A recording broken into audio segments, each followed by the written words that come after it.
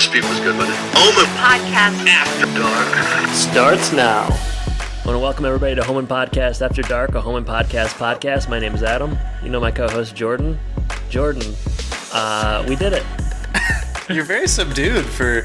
Usually you come on the air for a Patreon episode with lots of vim and vigor, but Kid Nation has subdued you. Yeah, well, I got to start off by saying, man, I got to apologize to you. I really enjoyed this.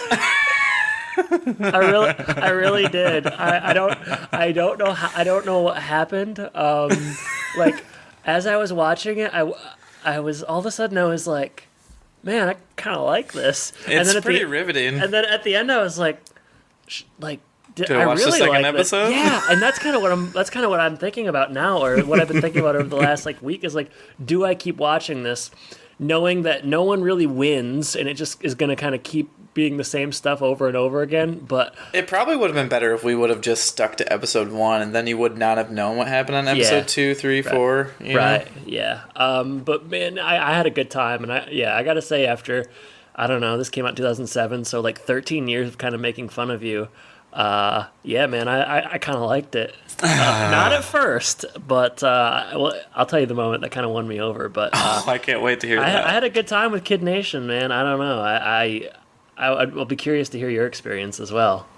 Well, we'll get to all that and more, as we dive into the first episode, which was titled "I'm Just Trying to Be a Leader Here." I think. I thought we were covering every episode because I watched them all.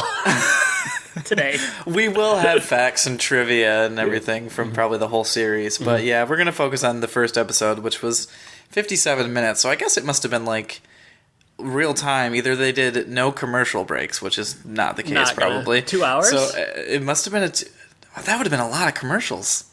Because hey, usually isn't it 42 minutes? I remember, and might as well start here. I remember coming over to your house. It was a weeknight, and you were very earnestly kind of watching this show, and I didn't give it the time of day. I thought, this is terrible. You thought everything I did that wasn't related to made-up clubs or Yeah, this was where I drew the line in terms of nerdiness. I was like, I'm not watching this nerd stuff. I'm not watching Kid Nation. I won't play cards with you.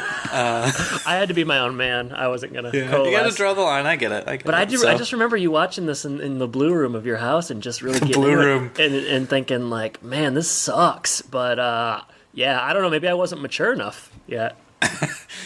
Usually it's because you're too mature. Definitely I think is the problem. Well, basically, we're 17 watching this, and there's 15-year-olds on Kid Nation, so maybe I was a little afraid. I saw myself and some of the kids and thought, man, I couldn't handle this. Well, I know you thought you could have run that town better. So maybe than some of them. I mean, better than the 8-year-olds, yeah. All right, you better explain it. All right, well, Kid Nation, as I mentioned, we're covering the pilot here. This is a reality TV show. It was aired in 2007, 13 episodes long. And the idea is you get 40 kids together, varying ages, from 8 to 15, I think was the age range. Yeah. And, I mean, the way they presented it in a lot of commercials and stuff was no adults, no rules. Yeah. See what happens. To form a Kid Nation. But really, I mean, you can't have no adults around. Obviously, it would have been funny if they would have done is it Survivor Man, the guy who used to have his own camera and he was out by himself or whatever? Yeah. They would have made one of these kids be the cameraman and stuff and do the editing. No, so there's some adults there, and then there is a host, Jonathan Karsch, which you'll have some information about him. But that's the idea for the show. They go to Bonanza City. Mm-hmm. Where was that? It was in the West somewhere, New Mexico. obviously. New Mexico. Okay. So this is apparently an old town that, it just died out. The pioneers, I think they call them, could not make it a city. That's the part of the show that maybe is lacking a little bit, is the faux history they try to intertwine in. It's amazing. We'll get into more of that later, though. Yeah. But yeah, Bonanza City, they're going to revitalize this ghost town, which, I guess I didn't see any tumbleweeds, but there might as well have been tumbleweeds everywhere.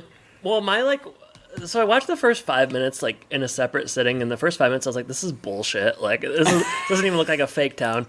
because they present it like it's like an abandoned town. Yes. I read online they used to use it for like film sets. Like it's it's a recreation of Wild West, which is I'm willing to swallow that a little bit more because when they were trying to act like this was actual like 1800s structures and stuff, I didn't care for that. They held up pretty well. It's like, man, they're all painted nice. That's great. Wow. Amazing. The bar is still operational. There's candy in the candy store. So it's you mix with reality shows, I guess. It's you always are mixing fiction with fact here, and they're doing that liberally. Let's just say that. Yes. So the series directed by J. Rupert Thompson, who has 29 credits to his name. You might know some things that he's directed, like Guy's Grocery Games. One of my favorites, yeah. Hey, Andrea likes that show. Fear Factor, that was big. Probably around the time this came out. Eating bull testicles. I'd rather watch this 1,000 times than Fear Factor. Oh my gosh, I hated that show. And his most recent thing, I guarantee you haven't heard of this, Ryan's Mystery Playdate. No, I missed that one. That was in 2019, so still sounds working. Like it'll put you on a list if you watch it. It does sound very strange. Yeah. J. Rupert, he had to get rid of the rest of his name for to do that show. That was court-mandated name change. What do you have for Jonathan Karsch, the host of the show? I want to just first say Jonathan Karsch sucks as a host. I do not like... He's the worst part of the show. This is a tough role, though, you know? He does this thing where he's like...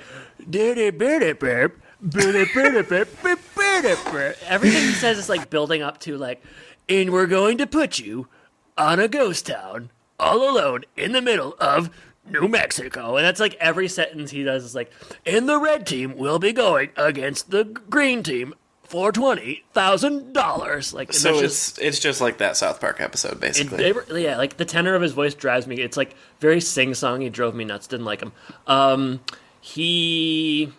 The only interesting thing about him is that he won a audience award and like director award at Sundance for a documentary that he did called My Flesh and Blood that aired on HBO in 2004.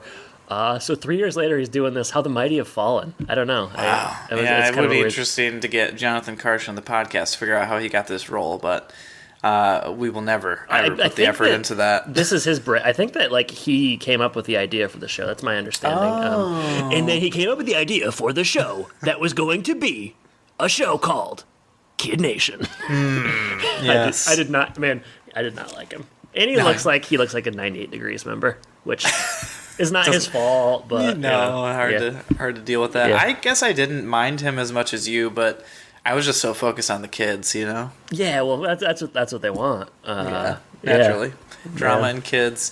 We said 2007, only 13 episodes, and was not renewed. There was a lot of controversy about the show. It's as controversial, like, everything that you would think. Like, I don't know that we've explained, like, so basically it's like 40 kids that are supposed to, like, how do they present? Like, they're going to... 40 kids in 40 days make a town. Yeah, they're going to, like, try to recreate a functioning society, like, food, government, money, business, like, everything, no adults at all. Ages 8 to 15. Mm-hmm. 8-year-olds are so young. Like, and when you watch this show, the 8-year-olds seem so little, and then the 15-year-olds seem quite old. But I guess when we're watching, it's like you got to start at maybe 11. Is that more reasonable? I don't know. I mean, the kid that leaves at the end of this one, it's just like I felt bad for him the whole time. Yeah, bring in the helicopter. Take him home now. He was like, I'm too young to be here. I'm telling you, I am not old enough. And they're just like, are you sure you don't want to stay? He's like, no, I want to go. It sucks. I don't know. I like when he's out playing with the other two boys. And they're trying to, like, capture the rabbit or something. Jackrabbit? Yeah, that was pretty good. Going jackrabbit hunting? I did not appreciate that as a rabbit owner. Oh, yeah, trigger warning, yeah. Yeah, but also, like... what else did he say? There was something else. I got a lot of notes that we can go through. We'll get to Jimmy in a while. Yeah, but Jimmy. Yeah, 8 does seem incredibly young. And I mean, 15 I don't think is too old, though. No, I don't think so either. 15's probably about the age you'd want to be right. for this. Yeah, that's right. Yeah. But the 15-year-olds with the 8-year-olds is just like a funny dynamic. So like child labor laws and stuff, that was a big kind of controversial thing. Are they actors? Are they reality Yeah, show people? How right. much should we pay them? Like all that kind of stuff. Well, I read. Do you know how much each kid got? I think I saw $5,000. Yeah, right? which is not that much. And these parents are like farming their kid. Like, you gotta. The whole time I was watching this, I was thinking like, what kind of parents are allowing this to happen? Like, they're getting $5,000, so like really they're getting like $3,000 after taxes, you know? And it's just like, man, I don't know. All right, that is the end of the preview of the Kid Nation episode, available exclusively for our Patreon members. If you enjoyed the first 10 minutes of that conversation, there's a whole another 40 minutes available. So just go to patreon.com/HomeandPodcast. You can listen to the rest of that and many other bonus episodes that we do for as little as $1. Just go there. That'll help us continue to host all these audio files and bringing you more and more fun episodes of home improvement to come. So remember, just go to patreon.com/HomeandPodcast and take care.